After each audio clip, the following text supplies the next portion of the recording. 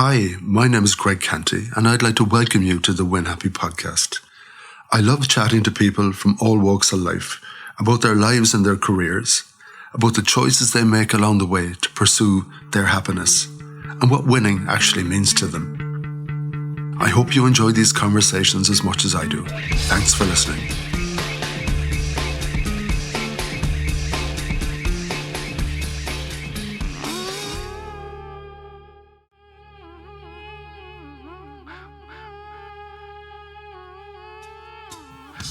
As you may have noticed, this is not a usual Win Happy podcast. To celebrate International Women's Day, I decided to assist the lovely Deirdre Waldron, founder of Fusion, in launching her own podcast called Fueling Ambition. She is a huge believer in supporting other women in business, and this led to her being national president of Network Ireland a number of years ago. During her presidency, the theme of her tenure was all about ambition, and on her podcast she wants to continue with this agenda, inspiring other women whenever and wherever she can. I think our podcast is great, and I would encourage you to subscribe to it. To all the women out there, happy International Women's Day, and well done, Dee.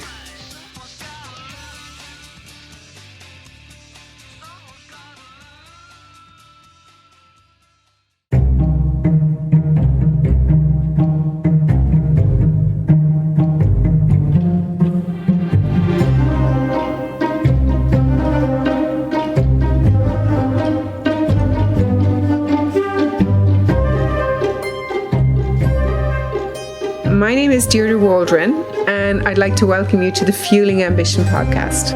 I hope this podcast will help you to think bigger and braver when it comes to your career, your business, and life in general. On the show, I ask guests to share their important lessons that they have learned along their way in the world. And I hope that some of these lessons will act as fuel for you in your professional and sometimes in your personal life. If these lessons connect with you, you might even pass them on to others to help them fuel their own ambition. Enjoy the show, and thanks for listening.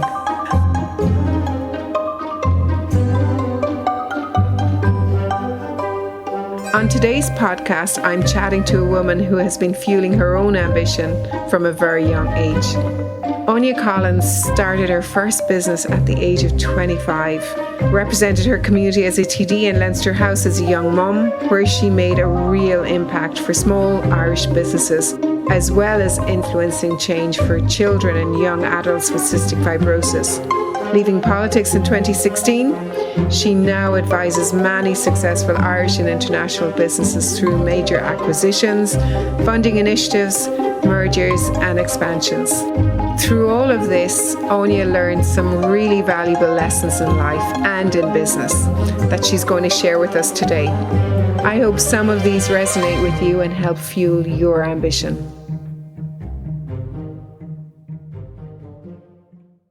Anya Collins, welcome to the very first Fueling Ambition podcast. And you're so welcome, and I feel like I'm in a trusted place because you're one of my best buddies and you're one of the people I admire so much that I'm privileged to be a really good friend of yours since 2011, about 15 years ago. So today I've asked you to just bring along your kind of 5 top lessons that you've learned along the way that's helped you achieve your ambition, that could act as fuel for other people, that they might be able to get inspiration from it. And I'd love when you talk about it, maybe if you could even tell us a little bit about where you were in your life when you learned that and the impact it had, if that's okay with you. If you were sitting across from somebody on a train that you hadn't met before, how would you describe what you do? Hi Dee, I'm delighted to be your first guest as we sit here on the beautiful hill, as we call it. Yes, so thank you for asking me to be your guest, and I suppose it did give me some time to think about what are the 5 lessons I've learned in life, and I'm not too great at looking back at things, but yes, I've done a little bit of homework for today. To answer your question in relation to if I was sitting on a train, which I do very regularly, only as recently as 2 days ago, on my way to Dublin, I guess technically I describe myself as I'm an accountant. I'm a qualified accountant, which was which has been very good qualification for me. And I think for everybody, especially when you want to work in business, because it really gives you an understanding of business. It's taken me all over the world. It's given me, you're talking about confidence. It's given me confidence in any room, anywhere in the world, to hold my own, to understand the language. And so, yes, definitely, I would consider myself an accountant. I also work, I guess, as a board director, a non-exec director on a couple of companies and different sectors. And that's the part I really love about what I do, because I get to see such a broad area of businesses, both local, both small business, both large business, across many, many different sectors. Cool. More importantly, first and foremost, I'm a mother, I'm a wife, I'm recently a grandmother, which I'm thrilled about. Yes, so there are all the other bits of my life that are equally as important, if not more important. And I know we were chatting about this last night, and sometimes, like, if I say I'm in PR, I feel like people switch off, and I feel maybe if somebody says, oh, I'm an accountant, you might feel them glaze over or whatever. For me, you're so much more than that. And I know you're a board director and you're a mom and a grandmother now and everything. But for me, observing what you do, and we were chatting about this before, I think you're a mechanic for business.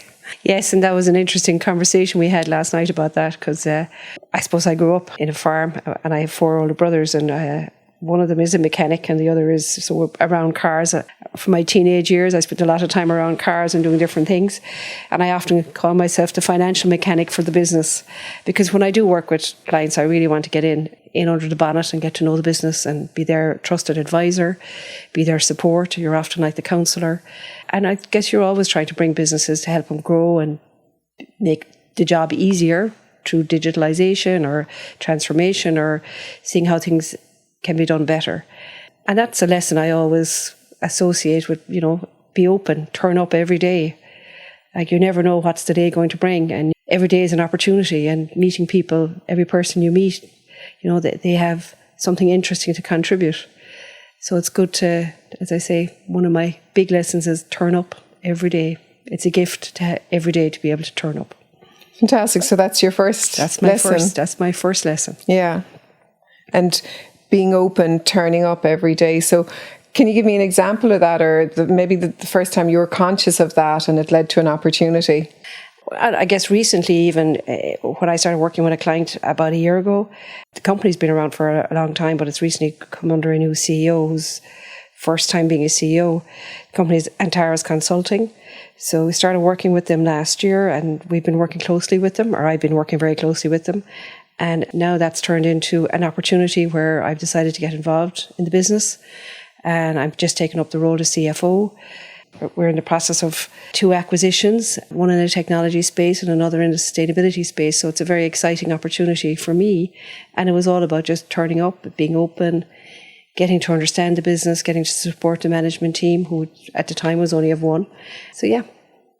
That's fantastic. And I think we all should do that and be a bit more open. And like, I know where I'm working in Fusion and we have a Monday morning briefing meeting. A lot of the team feel it's really, it's so boring. We have to go through all the accounts. But I just say to new people coming in, listen and be open, because then they've got an opportunity. If somebody's needs some help on an account, that they can say, I'm here, I could do this. Does anyone need help with something? And I just think that's so valuable, being open. Absolutely. And being present. Absolutely, I totally agree. And even, asking the quiet people in the room sometimes what they think is another opportunity, because not everybody is open to speaking out, but it's always important to ask everybody in the room what they're thinking if you're trying to get to understand the business, and especially in what I do. I think that's a sign of a good leader as well, and I think that's what you are. The fact that you said, no, I want to hear from the quiet people. I want to hear everyone's voice. Yeah, it's very important. Yeah. They sometimes have got some very good nuggets to contribute. Brilliant. How about another nugget? One I learned many years ago from a client, actually. I've probably had it a long, long time. I mean, I set up my first business when I was 25. I opened my own practice in Mill Street in County Cork, which I ran for 9 years and subsequently sold. But it was a client who I still actually do work with, believe it or not, all those years ago. And I can't remember what the challenge was at the time, but I remember he's saying was, you get a lot further in life on you with a bag of sweets than you ever will with a bag of sticks. And it's something I repeat regularly to myself. And I suppose when you look back over a 30-year career, you start off, you're very ambitious, or at least I was, very determined to get things done, and you're always in a hurry when you're younger. And I suppose it really is, you have to bring everybody with you when you talk about leadership, and praise people, compliment people. Don't be afraid to give people, if somebody did a good job, be afraid. Or if you're in a situation where thanking people, make sure to give the people who did the job the credit in public. That leaders shouldn't take it for themselves, they should give it to their team. And you get a lot further in life with people if you're open and bringing people with you. And as I said, sweets rather than sticks. Do you think there's some times, though, that sticks are needed, or do you think it should always be the sweet side of it? I don't agree with sticks in any occasion. You mightn't want to give out the sweets all the time, but certainly most people turn up and want to do a good job. And sometimes that can get complicated with poor communication and different things. So sometimes I think you need to just kind of maybe sit back and listen and ask the right questions, which are usually the open questions, and give people an opportunity to see where they are, where they want to get to. What I'd love to hear about here is that you were saying you learned this when you were 25. Yes. Just when you started your own business in accountancy. What was that like? Well, I guess I was very determined. I had gone to London pretty much after a year in college and worked in London, which was a big experience at 18, 19 years of age. And I came back 3 years later, and I had my daughter, Ciara, quite young, so I was very determined. And, I knew I was going to be the financial provider and the sole parent in that situation. And thankfully, I was very lucky to have a very supportive family who helped. But for me, I guess I had to get things done. I had 5 years to get my accountancy degree, to get myself set up before my daughter went to school. That's kind of where I decided. So I suppose that gave me a lot of ambition.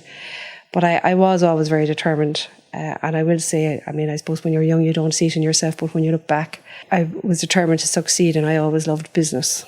And I suppose going to London was a great eye-opener at that age, because it was just so vast and so different. And it was the late 80s. There was not a lot going on in Ireland. It was 88, 89. Ireland was pretty depressed at that particular time, and most people were immigrating. There wasn't much opportunity here. So that was a really valuable experience at that particular time in my life. Yeah, I was over in England, I'd say, at the same time, London at the same time, but we never met. We never met back then. We had to wait till I into politics for that to happen. Yeah. I'm just thinking, you were only 20. You came back to Ireland with Ciara. Yes. And you went back to college. Yes. In the late 80s. Well, that was 1990. I went back to college to do my accountancy. I worked in a practice.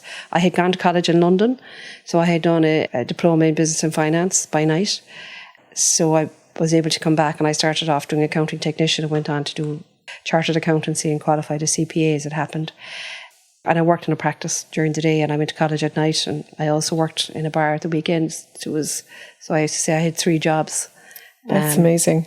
Yeah, well, as I said, hard work, it keeps you focused. And at the age of 25, and you were qualified and you had your chartered accountancy, why did you start your own business rather than going into practice, maybe an existing practice, or staying where you were working? Well, I had left where I had worked, or where I had trained, and I had gone down to Camere, and I had worked down there for a practice. But I suppose I was from Mill Street. I wanted to kind of get back closer to home. There wasn't an accountant in Mill Street at a time. There was it was 1996. Things had turned around in Ireland. There was a lot of businesses opening. There was a lot of opportunity. So I did, and I have to say it went very well. I got an awful lot of clients. It was a great experience. And I ran that for 9 years, and then I sold it to a partner who had come into the business because I wanted to do other things. So I was brave enough also to get out when I felt the time was right for me. That is amazing. So at the age of 34, you sold your first business. Yes. That is amazing. Yes, and then I ended up doing some work with SWS at the time. And then we ended up selling that a couple of years later. So I remember starting there, and there was 5 or 6 very senior people. And you're talking about confidence in a room. And, these were people I really looked up to. They were very capable. They were leaders. I remember thinking to myself, God, I'll never be able to hold myself in that room, I remember, as I said, about 34 at the time, and starting, we ended up buying a number of accountancy practices. They did lots of other things as well. They had an energy part of the business, there was corporate services, there was different things.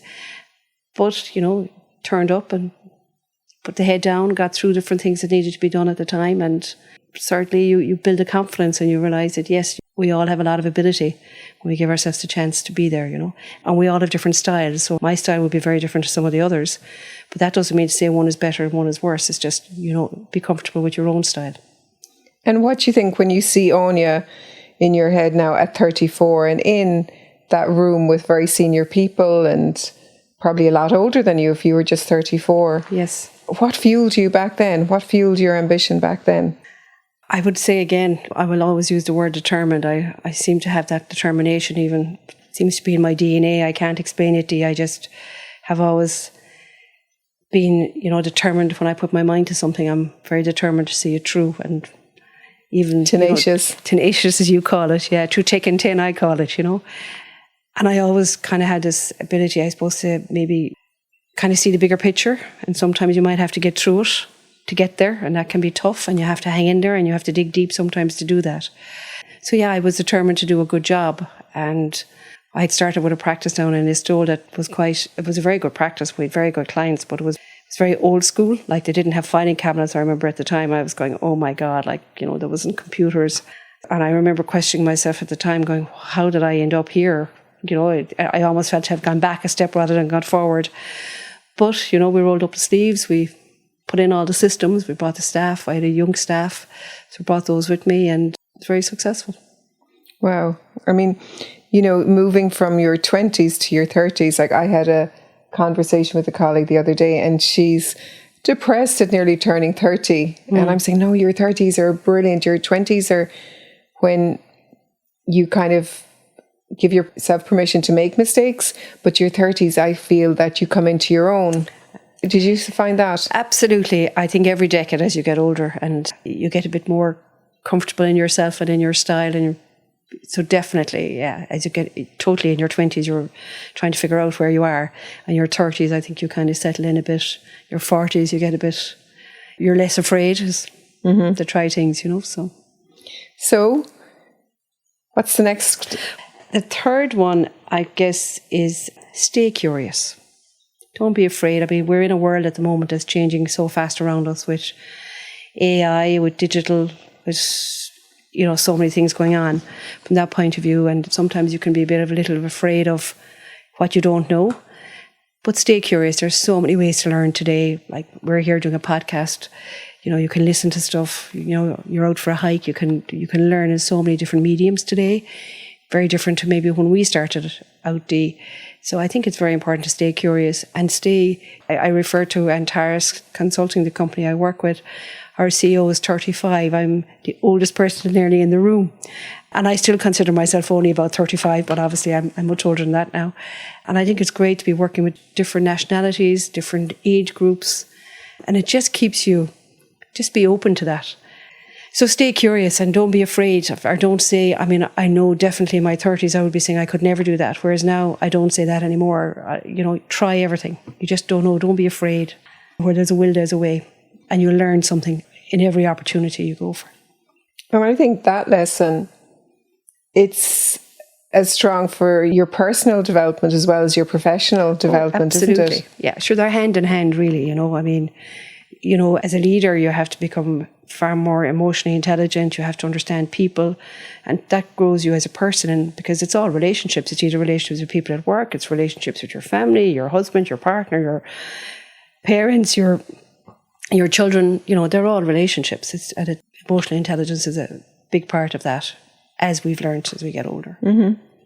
And that third lesson is staying curious. Is there any time in your life or some decision you made or something that kind of really benefited you by staying curious? Well, I suppose when I sit as a non-exec director on a board, you have to be curious to ask the questions of the people around and the management team to understand the business and understand what's going on. At least you have all the information that you need when you're trying to make a decision about maybe allocating budgets or what the next direction of the business might be, or in relation to hiring people. So it's always important to ask those questions. But in relation to learning, I guess, and I know we haven't touched on it yet, but my 5 years as a TD, and I had kind of gone into politics not really prepared for it. It almost happened, and, I hadn't been a councillor. So staying curious, when we were sitting on committees and being able to ask questions and different things. Yeah, I think it's very important. I'm trying to think of the right answer, or what's the best example of how I could explain that now, Dee. Well, I've got a question around staying curious and your time as a TD, because you were a TD for 5 years, yes, 2011 to 2016. And I'm very curious about that time when you were a TD. Like, could you give us an example of how that kind of lesson about staying curious, when you had those two initials after your name, are there any points there, they say? Oh, well, absolutely. Because, when you're a TD, you're across so many different sectors. Obviously you're dealing with your community, you're dealing with different challenges. 2011, as people will recall, we were still in a recession. We had 18% unemployment here in Ireland, with lots of our young people leaving. It wasn't a great time to be a TD from that point of view, and fantastic on another point of view, because I was a Fine Gael TD. We had a large majority with Labour. We were able to make decisions quickly and change things that needed to be changed. But I came in as an accountant. I hadn't really been involved in community. I hadn't been involved in healthcare. I hadn't been involved in transport, all of the other sectors that are involved in running the country and the other departments. And suddenly you're expected to know everything, which obviously isn't possible. So you have to stay curious, and you have to ask questions, and and there was so much information that was coming into you, just to be able to absorb it and go through it. Because suddenly everybody's not only in your constituency, but we'll say agencies like IBAC or I refer to the HSE, they're giving you information because they want you to be informed. So it was a phenomenal experience from that point of view, and being able to learn so much about how the country works. I would never have seen it. And most people, I imagine, don't, unless you've had the opportunity to be close to politics or be close to what happened in the Dáil.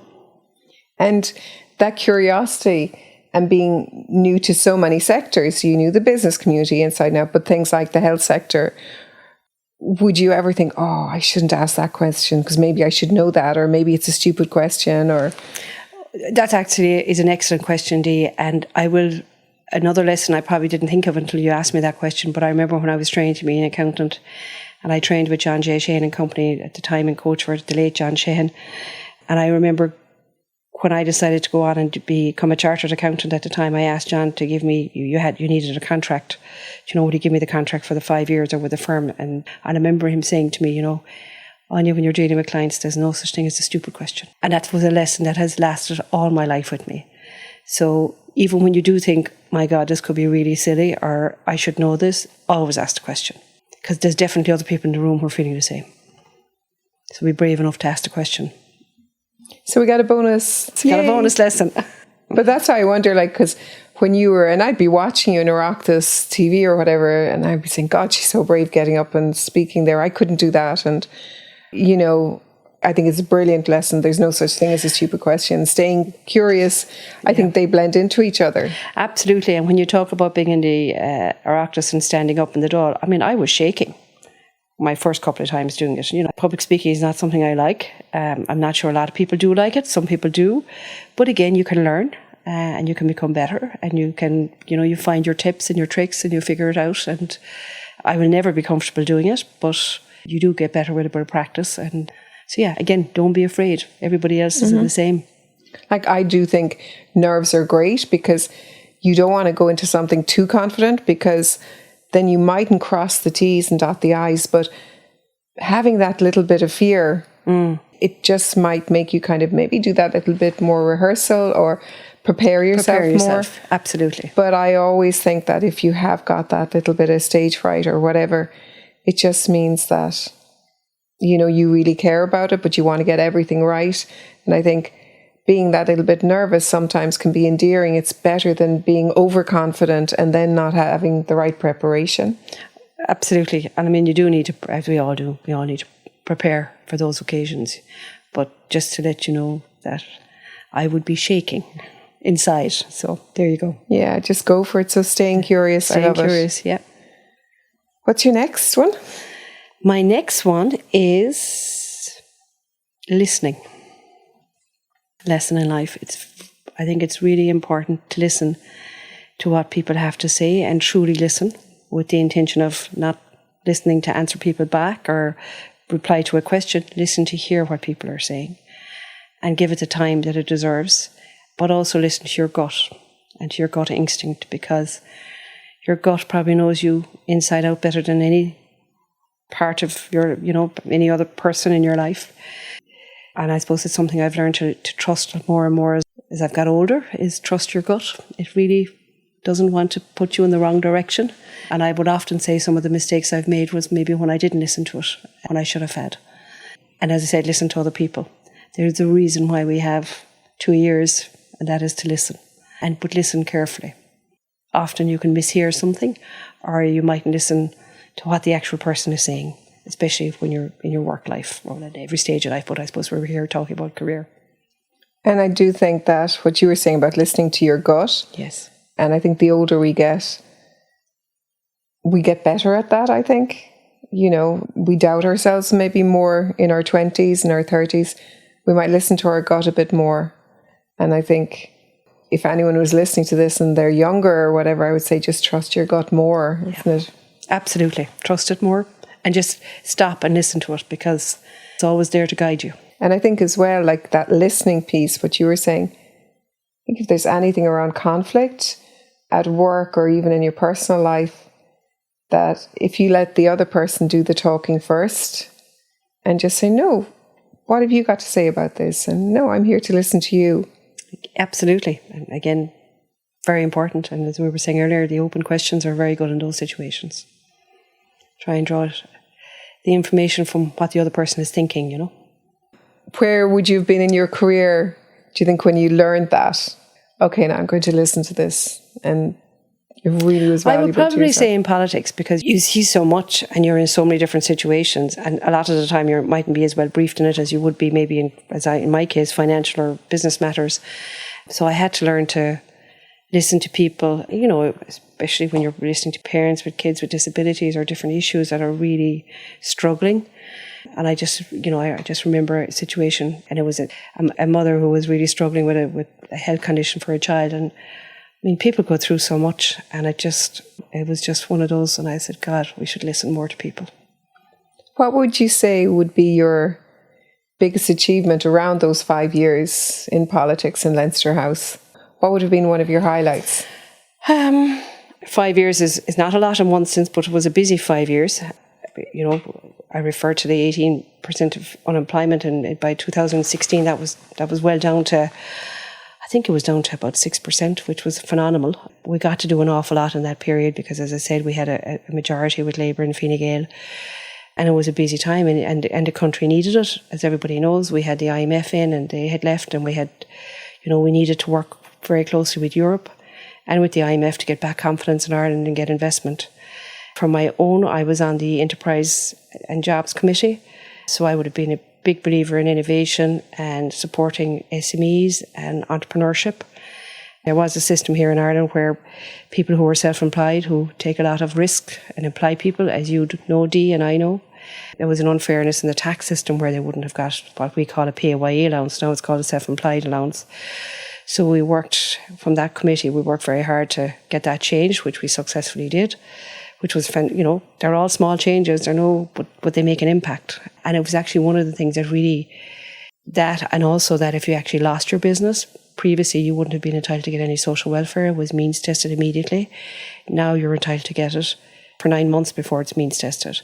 And that in particular was a big issue for women who are thinking about going into self-employment. So if you, for whatever reason, you lose a business, and business failures happen, and as I always say, people don't open a business with the intention of it being a failure, but things happen for everybody. And, we should be more open about that and less judgment. But one of the big things was that if you did lose your business, and we did see it an awful lot in 2008, 9 and 10, and there was no fallback for the people who had been self-employed, who had taken all the risk, who had employed people, who had done all of that. So that's another, I think, great achievement to have, what we were able to bring in around that time. Again, as I said, small things. I did quite a bit of work with the transport sector, and particularly the hauliers, in changing some of their, again, systems whereby their tax for trucks was up around €1,000, whereas in the UK it was like 150. So we got that brought down. We got a rebate for their fuel, which is across Europe, and we didn't have it here in Ireland. And as you know, we're an island nation, so everything has to go on and off this island, and it's either by cargo or most of it's by road. So and that's usually by trucks and onto boats and stuff. And I suppose on a personal note, and Dee, you will know this because you were also very close to Cystic Fibrosis Ireland, my own youngest daughter Lily lives with CF. And it was probably one of the reasons why I did go into politics. When I'd always been involved in Fine Gael, I had no real ambition to ever be a TD. But in 2010, I was asked would I consider it. And at first of all, I thought everybody was mad. And then I remember thinking, well, maybe, we spoke about opportunities when somebody asks you a question. And I was afraid of it, to be honest. And I had been involved in doing a lot of campaigns and stuff with other politicians locally. So I'd always enjoyed that side of it.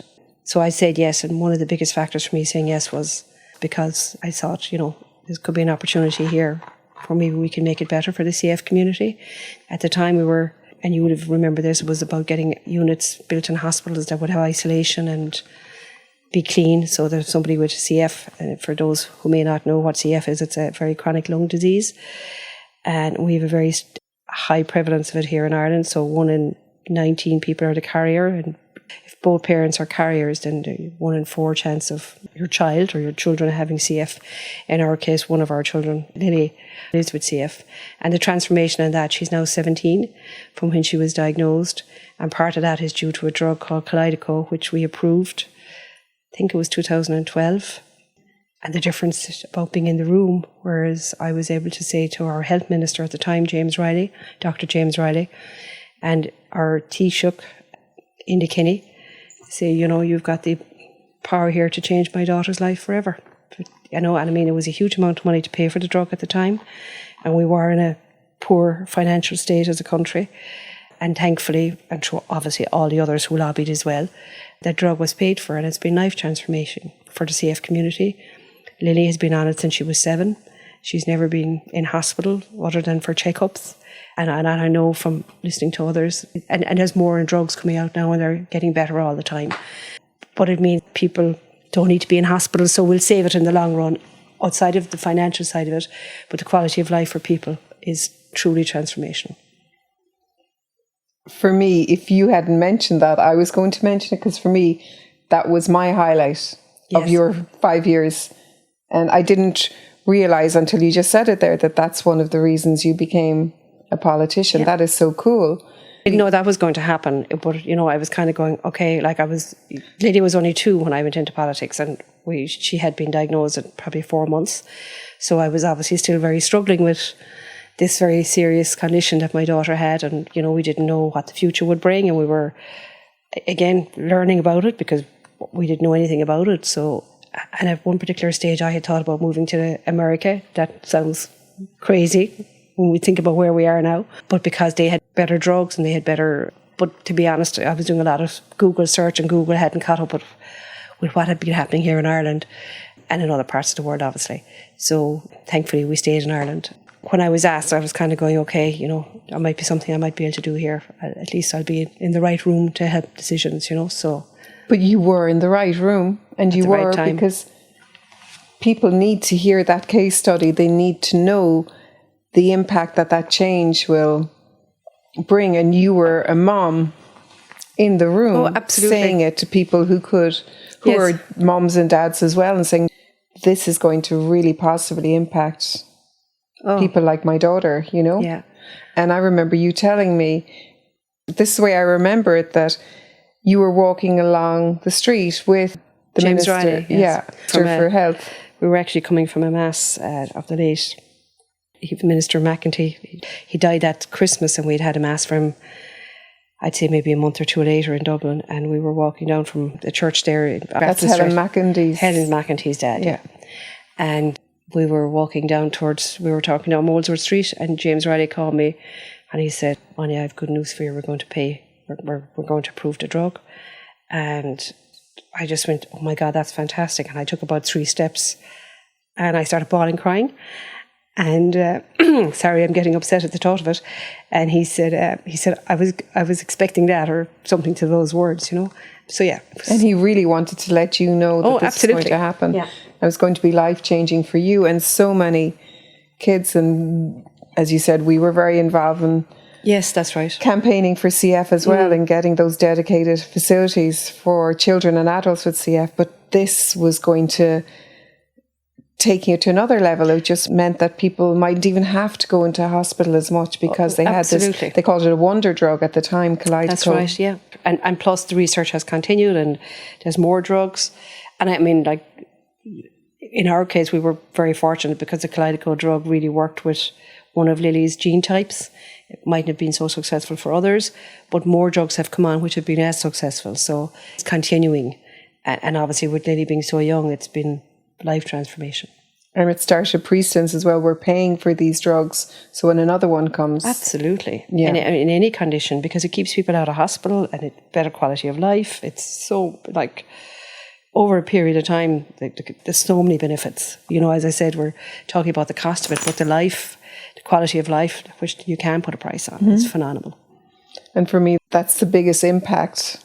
I think the 5 years, I mean, it's phenomenal what you said about, you know, being on the jobs, and that committee was Jobs Enterprise, Trade Jobs and Enterprise. Yeah. That, you know, it did help people like me with my own business. God forbid anything happened, that I know I've got some support from the government, and it's only right. We're employing people for the last 25 years, and if something happened to business, at least we know the government's got our back to help us get back up and running again, or whatever, you know. And it's only a small amount, but it certainly puts food on the table for those few months while you're trying to dust yourself down and rebuild yourself, you know. But I think that's great, but what it just pales into significance around the Kalydeco and just making a difference for, I know, for so many families. Yes. You know, that's phenomenal. Now, your last? My last one is actually a bit different, I think. So one of the things that I've really started doing in the last 12 months is meditation. I've found it life transformational, and I think we should all be meditating. So I find that I meditate most days now.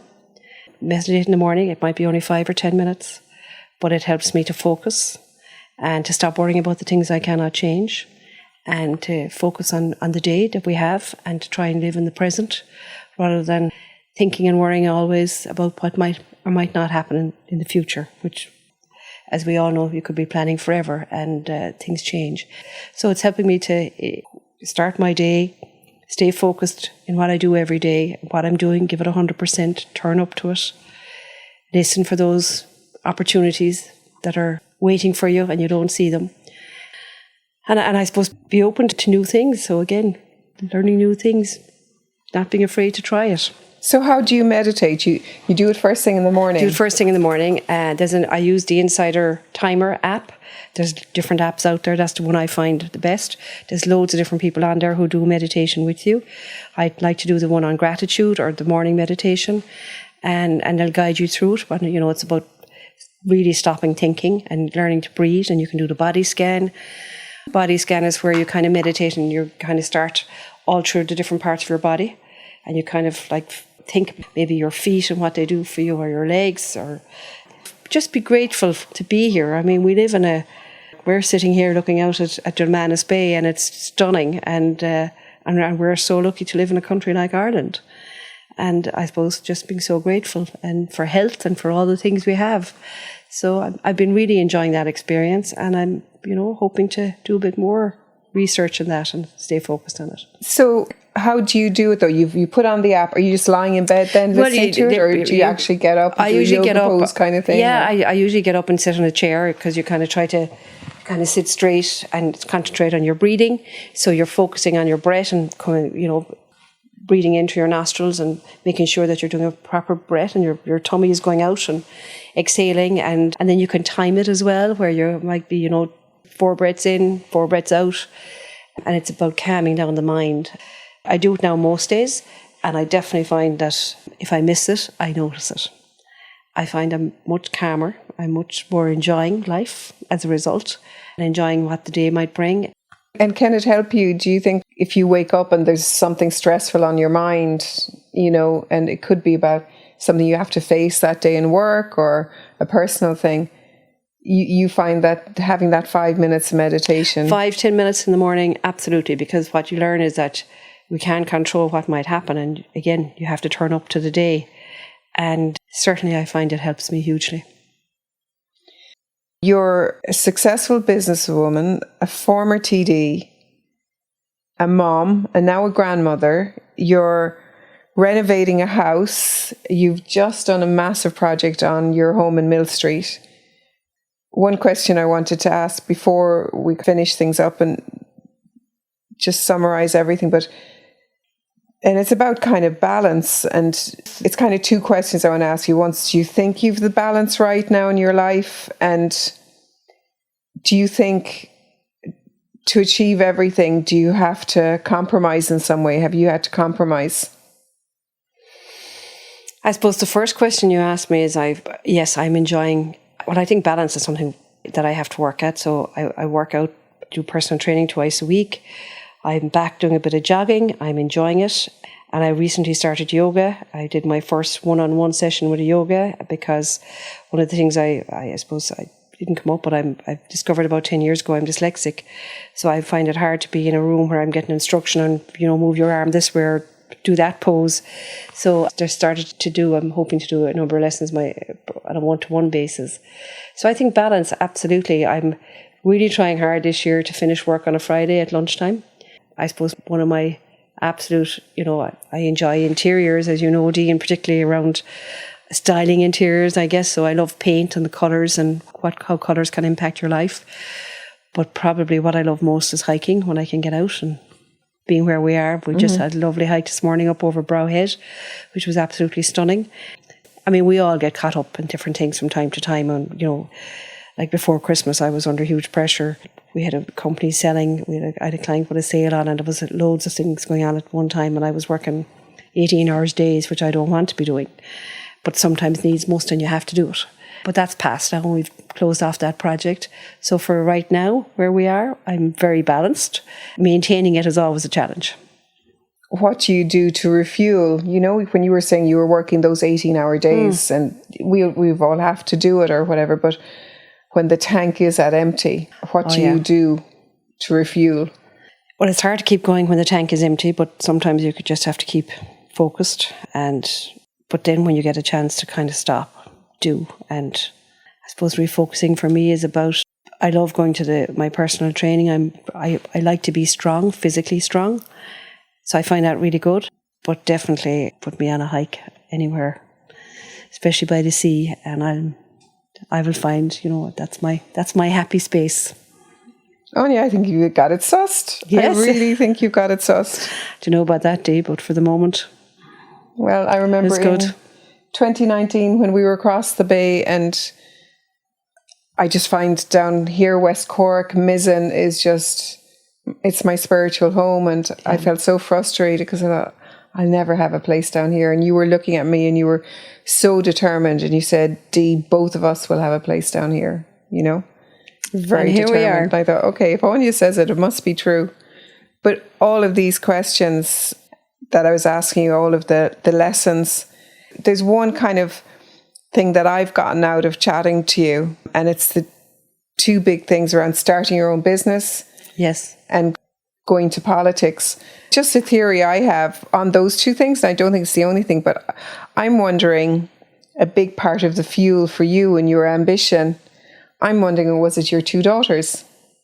Because you started your business 25 and you had a daughter that you needed to look after, but it's not like you could have moved to Dublin because you needed the network around looking after Ciara and things like that. Absolutely. And did that fuel your ambition to start your own business? And then going into politics when you hadn't even thought of it, and that was extremely fearless going into politics, because I could never do it, even though I really have a strong interest in it.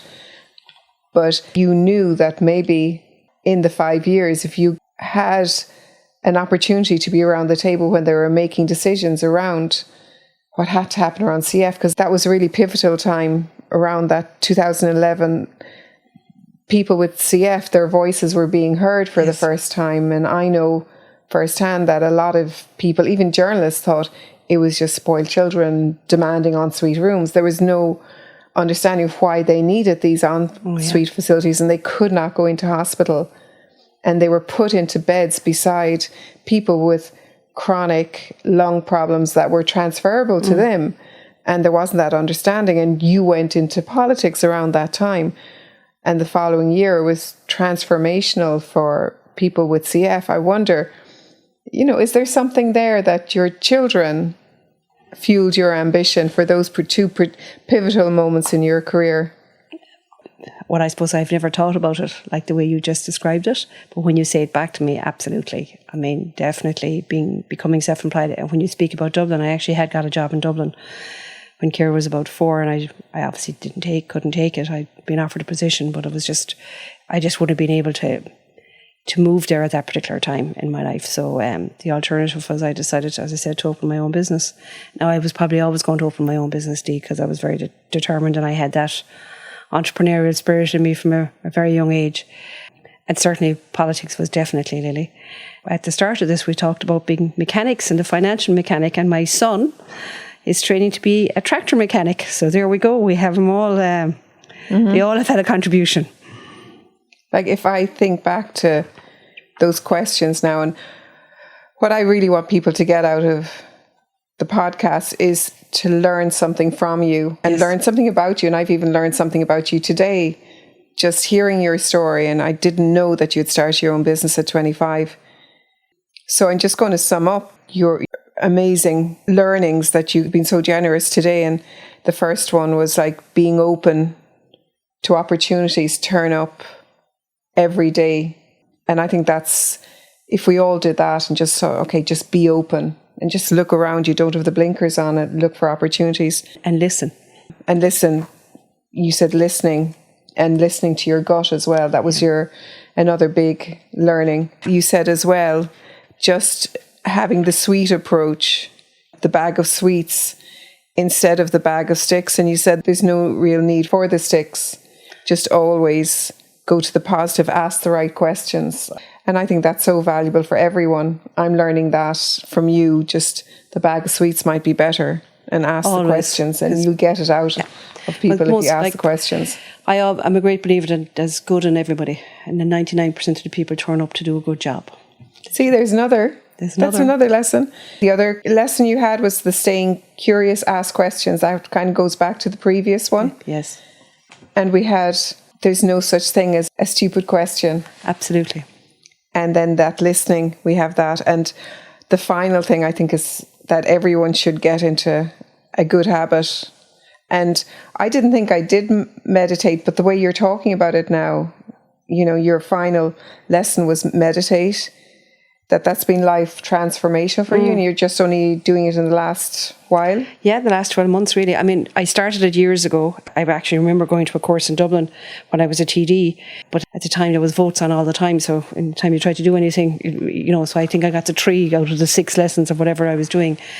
So it kind of had always been there, I guess, but last year I started doing it. I started listening to Willie Horton. He's an Irish psychologist he's got a podcast, and he talks about it from a health point of view.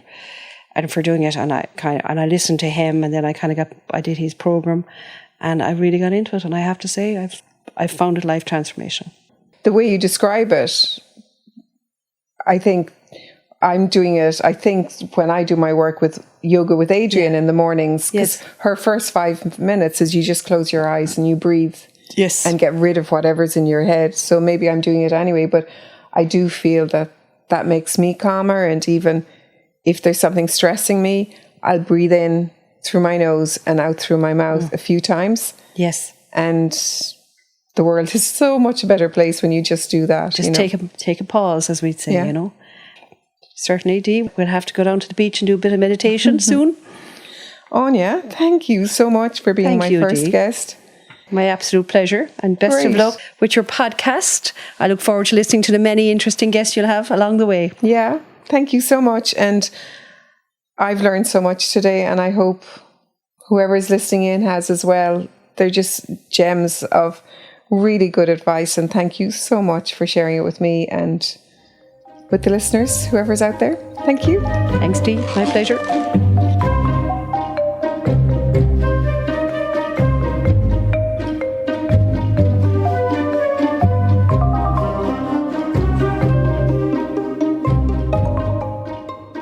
Thanks for listening to this episode of the Fueling Ambition podcast.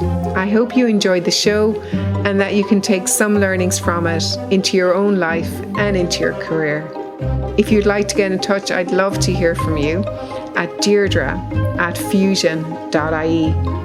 Until the next time, keep adding fuel to your ambition.